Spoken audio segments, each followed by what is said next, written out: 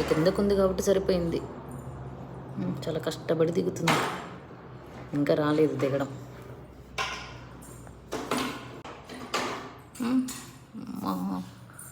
రే రే రే రే ఎలా ఇప్పుడు?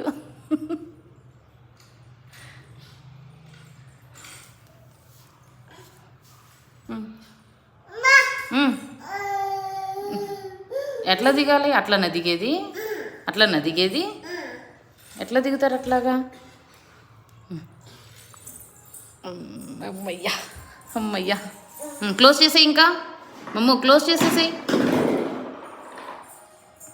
అన్నీ తీసి పీకి పందిరేయాలి ఇంకా, అంతేగా?